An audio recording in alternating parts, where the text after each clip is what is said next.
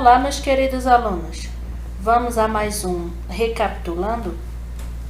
Na aula de hoje, finalizamos a primeira unidade de Ciências, A Vida que a Gente Não Vê, do volume 1, e damos início à segunda unidade do livro volume 2, Seres Vivos e Ecossistemas. Conhecemos um pouco sobre os seres vivos e suas características. Todo ser vivo é constituído por célula, que é a menor unidade funcional e estrutural do organismo. Veja aqui alguns exemplos: o peixe, a vaca, o sapo, os insetos, as plantas, o ser humano. Também falamos sobre os seres não vivos, ou seja, os seres inanimados, como a energia luminosa proveniente do sol, da água, o vento, as rochas, o solo. Podemos comparar os seres vivos e não vivos e também nomeá-los como seres bióticos e abióticos. Conhecemos também a definição de cadeia alimentar, que é uma sequência unidirecional que indica quem se alimenta de quem. Conhecemos que numa cadeia alimentar sempre começa pelo produtor, ou seja, as plantas que são autotróficas, capazes de produzir o seu próprio alimento. E nesta cadeia alimentar, até chegar ao topo, se encerra com os decompositores, que são os fungos e as bactérias.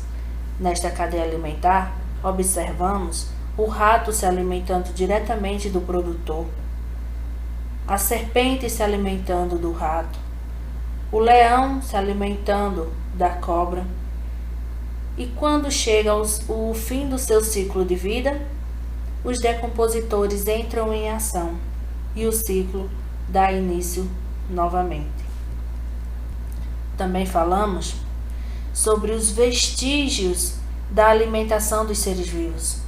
Conhecemos que todos os seres vivos precisam de alimento para sobreviver, e é com os nutrientes ingeridos e absorvidos que os organismos conseguem crescer e obter energia para realizar suas atividades.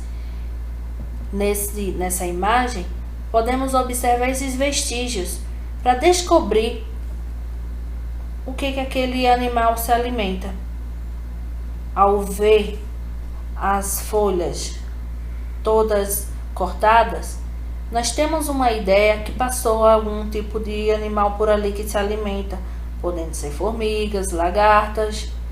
E o queijo roído, quando nós encontramos, é vestígio de que ratos passaram por ali, os roedores. E a maçã furada? Também a goiaba, foi o que nós falamos em sala de aula. Então, nós podemos conhecer um pouco sobre a alimentação dos animais de acordo com os vestígios que eles deixam. Na sala de aula, falamos também sobre a investigação de pelotas regurgitadas e fezes. Algumas aves, como a coruja, regurgitam ossos e pelos de pequenos roedores, e assim nós podemos descobrir o tipo de sua alimentação. Assim como algumas fezes de animais, também podemos observar o tipo de alimento que ele come. Falamos sobre as fezes do boi, do gado. Vocês mesmos falaram que é esverdeada, porque comem capim, plantas, é um vestígio. Conhecemos também sobre o ciclo de vida do sapo. Eu passei um vídeo para vocês que deixarei na descrição desse vídeo, para que vocês possam assistir depois. O ciclo do sapo. A fêmea deposita seus ovos na água. Passa-se um tempo e esses ovos eclodem, gerando um girino. Vocês puderam ver algumas características e forma de sobrevivência do girino: a respiração, a alimentação.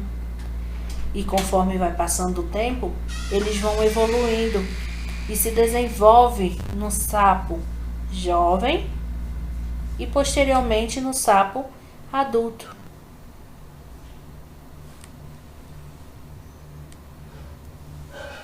E assim finalizamos a mais um dia de aula.